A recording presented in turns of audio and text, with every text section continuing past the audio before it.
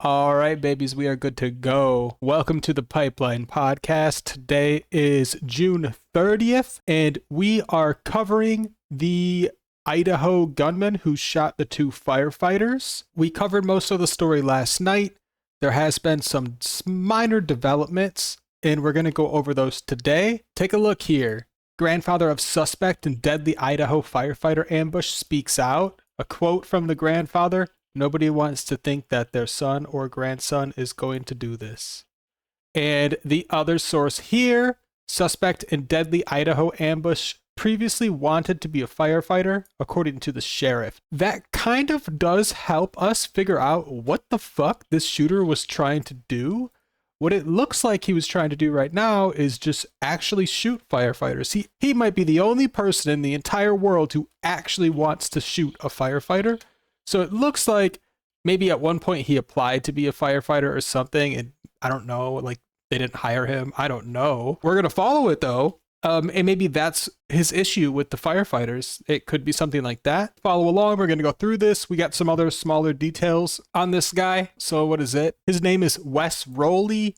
He's originally from, I think, Arizona, and he moved to Idaho to like work. Let's just check it out though. So law enforcement's identified him as Wess Roley. Here's a little picture of him from like Instagram or I don't know, Snapchat or something. This is him. It looks like we were right yesterday when we said he's probably like a super right type person. It does look like this is like a super right-wing type of guy that did the shooting here. That's not entirely confirmed yet, but I mean, just look at this picture. He's got his little belt here with the shotgun shells. He's all camoed up. He's got the mean, cool looking face. This just screams like far right extremist to me, but that's not actually confirmed yet. Another quote from the grandfather here: "I feel more sad for the people that killed than I do for him because they didn't deserve it. They didn't go to war. This wasn't part of their job description." So yeah, absolutely. He had his own apartment. He was doing good. He had money. He used to go walking in that park all the time. Also, his grandfather called him kind of a loner, which I none of my grandparents better ever say that about me. That's so rude. Even if I'm dead, don't you dare say that. The family intends to fully cooperate with the authorities, and the family also offers their most heartfelt condolences to the families affected by the tragedy. So that's really all we have in the source here. Let's check out the other source. Suspect in deadly Idaho ambush previously wanted to be a firefighter, sheriff. The gunman suspect has been identified as a 20-year-old who once wanted to be a firefighter, according to law enforcement officials. Wess Roley, 20, was found dead after an hours-long multi-agency manhunt in the area. There's one part of this article where it talks about how they pushed his car into an embankment so he couldn't escape. I want to try to find that real quick. Also, they aren't entirely sure if he shot himself yet or he just got shot in the shootout. They're doing like gun testing, like bullet testing to figure that out. They did say that they should know by today, but I haven't seen an update on that yet. And I don't know if it's covered in this article here, but another thing I was reading up on this, just some more information, is it might be the case that this guy wasn't trying to just shoot people until he got shot. There was actually, his car was posted up kind of near that mountain that he was on. But what happened is the law enforcement knew it was his car. They must have ran the plates or something, and they like disabled it. They disabled it. I think they pushed it into like a ravine or something, like a ditch. And so what might have happened here is he realized that he couldn't use his car to escape, and that's why he shot himself. That could be a possibility here. So super fun stuff.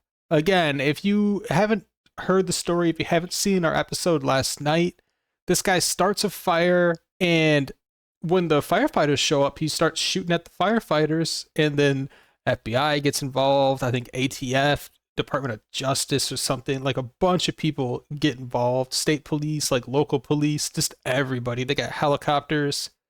They got like helicopters that can see through the smoke. It's got like a special camera on it. So just in a crazy, crazy event.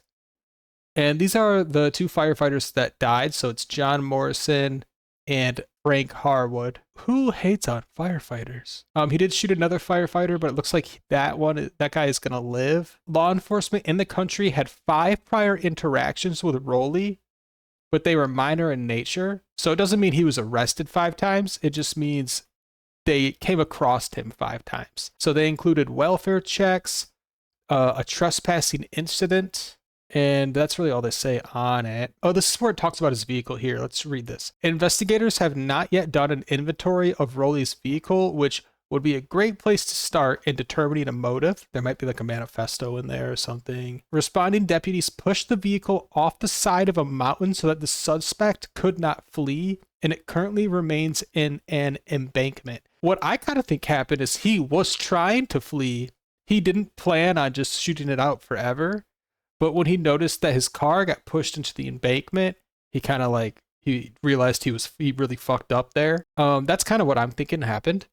Also, I do think this guy is super right-wing, but we don't know that yet. It could turn out he is like a Luigi type guy, like a super left. But I mean, look at this picture.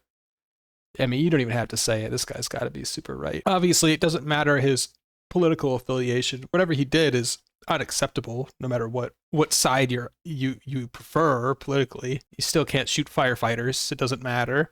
So yeah, here's kind of the theory. None of this is 100% confirmed yet. He starts a fire, firefighters come, he shoots the firefighters, the police and stuff, pushes car into an embankment so he can't use it to escape. He realizes he's fucked and he shoots himself.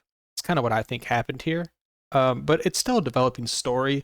We will have more updates on this in the future. I just wanted to pop in, give a little update on this, have a little video so people can catch up on it. People can stay up to date. And that way we've covered the full, like all of the story. When there is more information, we will do another update on this. So keep a lookout for that on the channel. And if you want to watch these episodes live, check out our Twitch. If you have a hot take you want us to cover, leave a comment. We did get a hot take on this town here that we might go into on a different episode. So yeah, we might have to do some digging to really see if there is a greater conspiracy here. But I kind of think for the time being, really, it's just some dude who got told he couldn't be a firefighter for whatever reason, got mad at the firefighters over that and decided to shoot them. And then he just took it. He went way too far with it, of course. And I think he did shoot himself here, but that's not proven yet either. There's still a lot of question marks around this, but that is the update. They know who he is. He's 20 years old. His grandfather said he's kind of a loner. I guess keep an eye out on the channel for more updates on this story. Have a great night.